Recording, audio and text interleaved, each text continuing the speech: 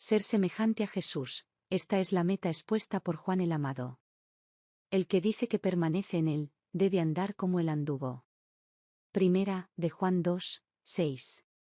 Y Pedro declaró, Cristo padeció por nosotros, dejándonos ejemplo, para que sigáis sus pisadas. Primera de Pedro 2, 21. En apoyo de esta meta emocionante, escribió Elena de White, hablen como Cristo habló. Trabajen como Cristo trabajó. Debemos mirar a Cristo y vivir. Al contemplar su hermosura desearemos practicar sus virtudes y su justicia. Alza tus ojos, página 342. Escuchemos el devocional Ser semejante a Jesús. Saludos, profe. ¿Cómo anda todo? Estamos en el programa número 1, tema número 3 de el nuevo segmento, nuevos hashtags, momentos con Jesús. Un programa que tiene como propósito cumplir con lo dicho en Amós 4:12. Oye Israel, prepárate para el encuentro con tu Dios.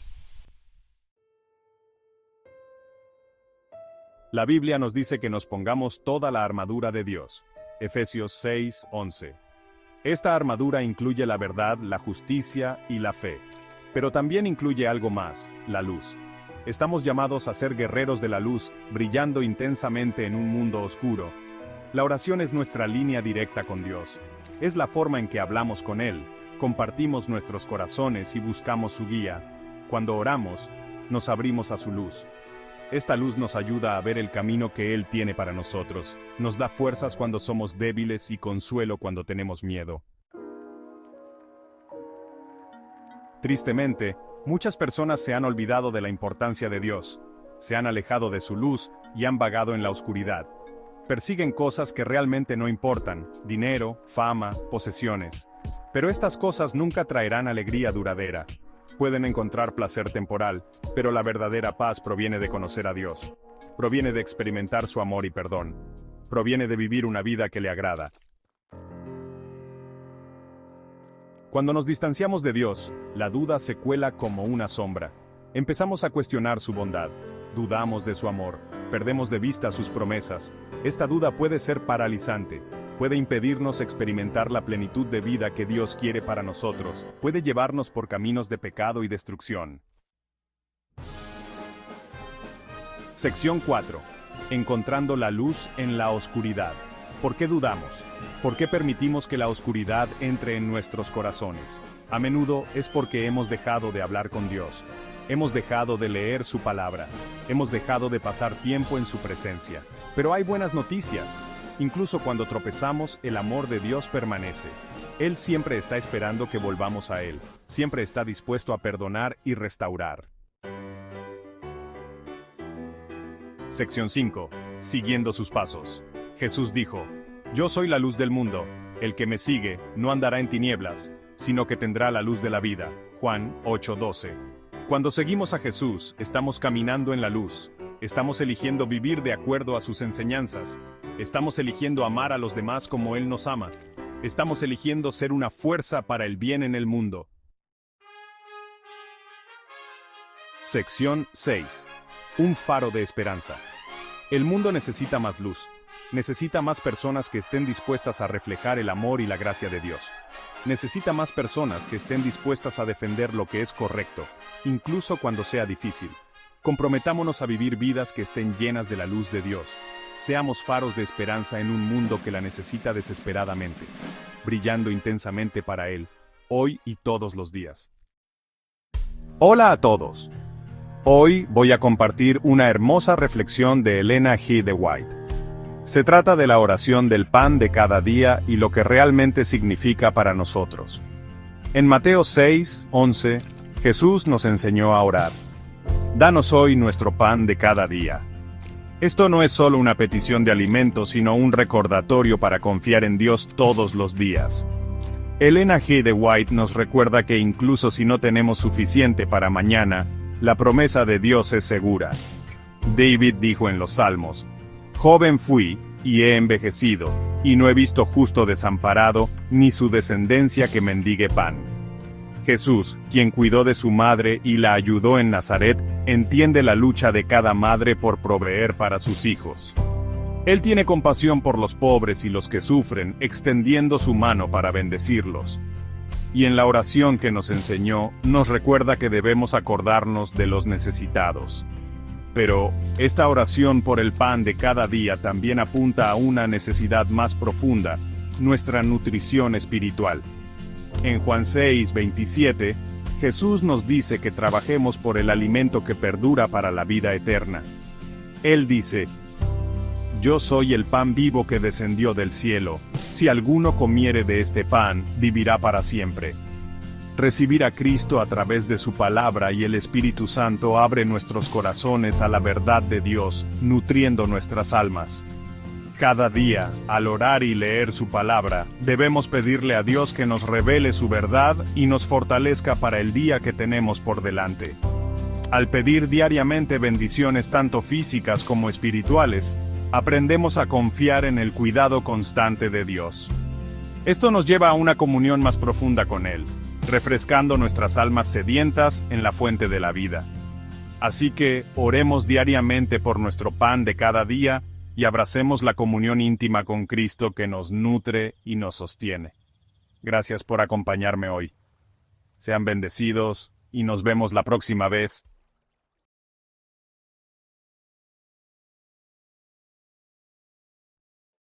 Hola amigos.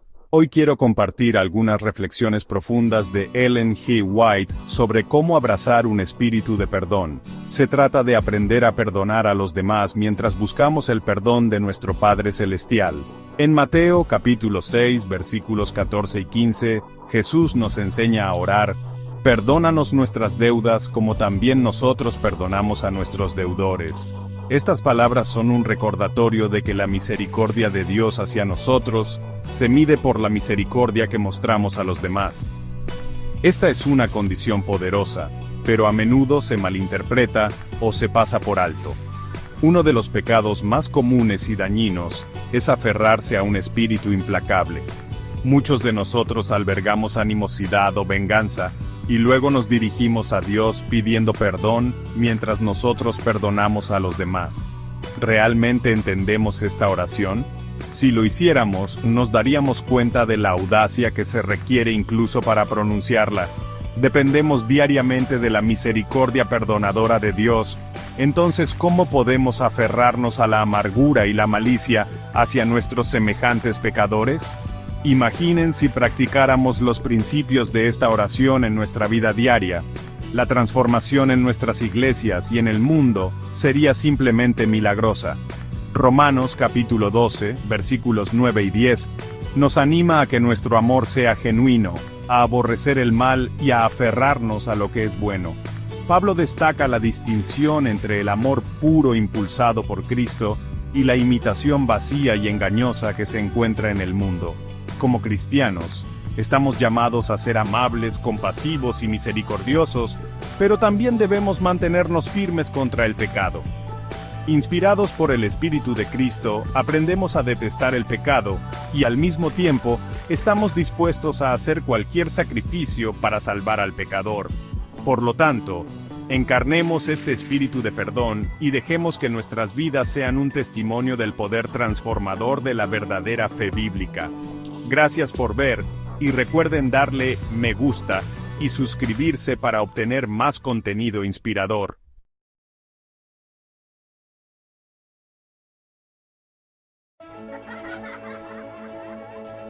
Todos queremos vivir buenas vidas, vidas llenas de alegría y significado. Pero ¿cómo logramos eso? La Biblia nos da una respuesta clara: seguir a Jesús. Primera de Juan, capítulo 2, versículo 6 nos dice: El que dice que permanece en Él, debe andar como Él anduvo. Jesús es nuestro ejemplo perfecto.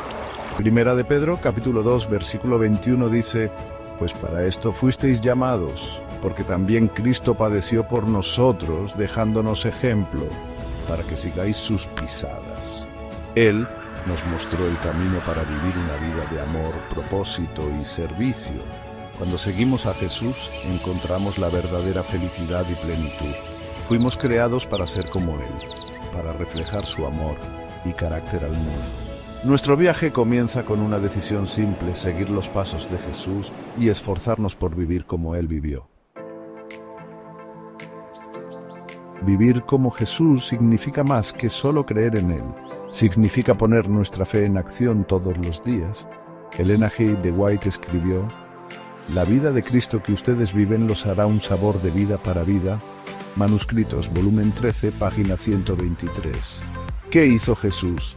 Ayudó a la gente, sanó a los enfermos y consoló a los que sufrían. Habló por aquellos que no podían hablar por sí mismos. Siempre puso a los demás primero. Nosotros también podemos hacer estas cosas. Podemos ser amables con nuestros vecinos. Podemos ofrecer nuestro tiempo como voluntarios para ayudar a los necesitados. Podemos hablar en contra de la injusticia. Cada acto de bondad, cada palabra de aliento, cada esfuerzo por hacer del mundo un lugar mejor nos acerca más a Jesús. La vida de Jesús estuvo marcada por la oración, la humildad y la compasión. Oraba constantemente, buscando la guía de su Padre. Se humilló a sí mismo, incluso cuando fue burlado y maltratado. Mostró compasión a todos, sin importar sus errores pasados. Nosotros también debemos hacer de la oración una prioridad. A través de la oración nos conectamos con Dios, encontramos fuerza y recibimos guía para nuestras vidas. La humildad es esencial. Significa poner a los demás antes que a nosotros mismos y reconocer que no tenemos todas las respuestas. La compasión nos mueve a actuar, a acercarnos a aquellos que están sufriendo y ofrecerles una mano amiga.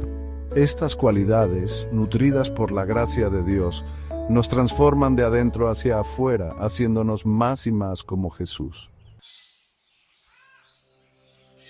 Vivir como Jesús es un viaje, no un destino. Es un proceso de aprendizaje, crecimiento y de llegar a ser más como Él cada día. Habrá desafíos en el camino, pero no tenemos que enfrentarlos solos. Dios siempre está con nosotros, listo para ayudarnos y guiarnos. A medida que nos esforzamos por vivir como Jesús, descubriremos una alegría y una paz que el mundo no puede ofrecer. Encontraremos la verdadera plenitud al servir a los demás y hacer una diferencia en el mundo. Recuerden, Dios no busca la perfección, sino el progreso. Él ve nuestros corazones y conoce nuestro deseo de seguirlo. Así que mantengamos nuestros ojos puestos en Jesús, nuestro ejemplo perfecto, y sigamos avanzando en la fe.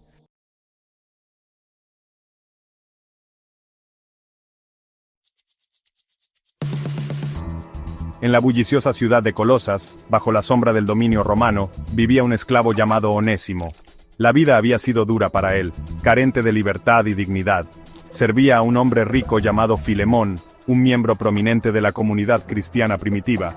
Solo podemos imaginar las circunstancias que llevaron a Onésimo a tomar una decisión desesperada, escapar de los confines de su esclavitud. Tal vez anhelaba probar la libertad, o quizás había ofendido a su amo y temía las consecuencias. Cualquiera sea la razón, Onésimo eligió huir, emprendiendo un peligroso viaje hacia lo desconocido. Dejando atrás las vistas y los sonidos familiares de Colosas, Onésimo se aventuró en un mundo donde era perseguido y estaba solo. Cada extraño era una amenaza potencial, cada camino una senda llena de peligro. Puede que haya viajado de noche, buscando refugio en las sombras, con el corazón latiéndole con fuerza por el miedo y la incertidumbre. La vida de un esclavo fugitivo en la época romana era, en el mejor de los casos, precaria, llena de la amenaza constante de captura y castigos severos. A medida que se alejaba de Colosas, Onésimo pudo haber sentido una mezcla de esperanza y desesperación. Esperanza por una nueva vida, libre de las cadenas de la esclavitud, y desesperación por la magnitud de lo que había hecho. Había violado la ley, traicionado la confianza de su amo, y abandonado cualquier apariencia de seguridad que alguna vez conoció. El peso de sus acciones debe haber recaído sobre él mientras luchaba por sobrevivir. Sin embargo, sin que Onésimo lo supiera, su huida de la esclavitud lo llevaría por un camino mucho más profundo de lo que jamás podría haber imaginado. Su escape, nacido de la desesperación, se convertiría en un viaje de transformación, guiado por la mano de la providencia. Poco sabía que estaba a punto de encontrar a un hombre que cambiaría su vida para siempre, el apóstol Pablo. Los detalles de su encuentro permanecen ocultos en la niebla del tiempo, pero podemos imaginar la escena. Quizás Onésimo, cansado y hambriento, se topó con Pablo en un bullicioso mercado o en una calle lateral tranquila. Pablo, preso en Roma en ese momento, era conocido por su compasión y su voluntad de ministrar incluso a los más humildes de la sociedad. Vio más allá de la apariencia externa de un esclavo fugitivo y reconoció un alma necesitada de la gracia de Dios. Pablo, bajo arresto domiciliario, recibió a Onésimo en la calidez de su hogar, ofreciéndole no solo comida y refugio, sino también el mensaje transformador del Evangelio. Compartió la buena nueva de Jesucristo, un mensaje de esperanza, perdón y redención. Habló de un Dios que amaba a los marginados y oprimidos, un Dios que ofrecía libertad de la esclavitud del pecado. Para Onésimo, criado en un mundo de creencias paganas y dioses romanos, el mensaje del cristianismo debe haber sido a la vez sorprendente y cautivador. Aquí había un Dios que ofrecía no solo libertad terrenal, sino una emancipación espiritual mucho más profunda. Escuchó de un Salvador que voluntariamente entregó su propia libertad para liberar a la humanidad de las cadenas del pecado y la muerte. Mientras Onésimo escuchaba las enseñanzas de Pablo, su corazón comenzó a ablandarse. Las semillas de la fe fueron sembradas en la tierra fértil de su alma. Aprendió sobre el amor inconmensurable de Dios, un amor tan grande que alcanzaba incluso a un esclavo fugitivo como él. Descubrió que la verdadera libertad no se trataba solo de romper cadenas físicas, sino de entregar la propia vida a Jesucristo y encontrar la liberación de las cadenas del pecado. La transformación en Onésimo fue innegable. Abrazó la fe cristiana con un fervor que conmovió el corazón de Pablo. Se convirtió en una fuente de consuelo y ayuda para el anciano apóstol, demostrando ser un hermano fiel y devoto en Cristo. Sin embargo, quedaba un asunto sin resolver, una sombra que se cernía sobre la nueva fe de Onésimo, sus acciones pasadas y su obligación con Filemón. Pablo sabía que el verdadero arrepentimiento implicaba enmendar los errores del pasado. También entendía la delicada situación. La ley romana era dura con los esclavos fugitivos, y Filemón tenía todo el derecho de castigar severamente a Onésimo. Entonces, Pablo decidió escribir una carta, una obra maestra de tacto y persuasión, a su querido amigo y hermano en la fe, Filemón. En esta carta, que más tarde pasaría a formar parte del canon del Nuevo Testamento, Pablo derramó su corazón por ambos hombres. Apeló al amor cristiano de Filemón, y le instó a que recibiera a Onésimo de vuelta, no como esclavo, sino como un hermano amado en Cristo. Le aseguró a Filemón que él mismo pagaría cualquier deuda que Onésimo tuviera, diciendo: «Yo, Pablo, escribo esto de mi puño y letra, yo lo pagaré». La carta de Pablo es un testimonio del poder transformador del Evangelio, un llamado a extender la gracia y el perdón incluso cuando es difícil. Imaginen a Onésimo mientras escuchaba a Pablo escribir la carta. Cada palabra pronunciada en voz alta debe haber hecho eco de la confusión en su propio corazón. Era un hombre nuevo, pero agobiado por el miedo al rechazo. La sombra de sus transgresiones pasadas se cernía sobre él. Anhelaba la reconciliación, enfrentarse a Filemón no como un esclavo fugitivo, sino como un hermano en Cristo. Sin embargo, la incertidumbre de la respuesta de Filemón debe haber pesado mucho sobre él. Pablo, sabio y compasivo, confió la carta a Onésimo.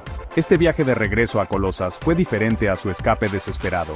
Esta vez, no estaba huyendo de su pasado, sino hacia él. Llevaba consigo no solo una carta, sino el peso del arrepentimiento y la esperanza del perdón. Su corazón, una vez lleno de miedo, ahora albergaba un destello de fe, alimentado por el amor de Cristo que lo había transformado tan radicalmente. El viaje de regreso a Colosas debe haber sido una montaña rusa emocional para Onésimo. Con cada paso más cerca de su antiguo hogar, los recuerdos de su vida como esclavo, su acto de escape y la incertidumbre de su recibimiento habrían regresado. Sin embargo, también llevaba la verdad liberadora del Evangelio, el conocimiento de que era una nueva creación en Cristo Jesús. Al acercarse a Colosas, las vistas y los sonidos familiares habrían despertado una mezcla de emociones. El miedo al rechazo, la esperanza de reconciliación y el amor abrumador por su nuevo Salvador deben haber luchado dentro de él. El destino de su futuro estaba en sus manos, o mejor dicho, en el mensaje contenido en la carta que llevaba.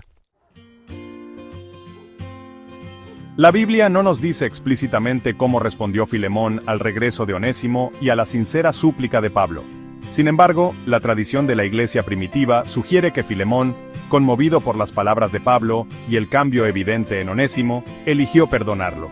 Recibió a su antiguo esclavo de vuelta, no como un subordinado, sino como un hermano en Cristo, ofreciéndole no solo perdón, sino verdadera reconciliación.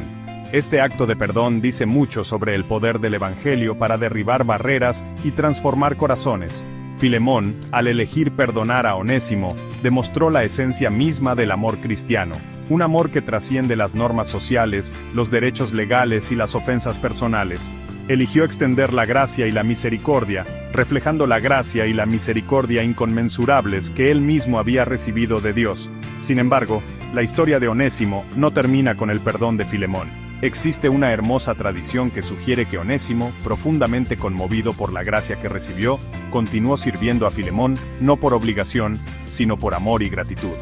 Permaneció en la casa de Filemón, no como esclavo, sino como hermano, trabajando junto a su antiguo amo en el espíritu de unidad cristiana. Este acto de servicio desinteresado da testimonio de la profundidad de la transformación de Onésimo. No exigió su libertad, ni dio por sentado el perdón de Filemón. En cambio, eligió servir, para demostrar su amor y aprecio por la gracia que se le había extendido. Su vida se convirtió en un testimonio del poder transformador del perdón, tanto dado como recibido.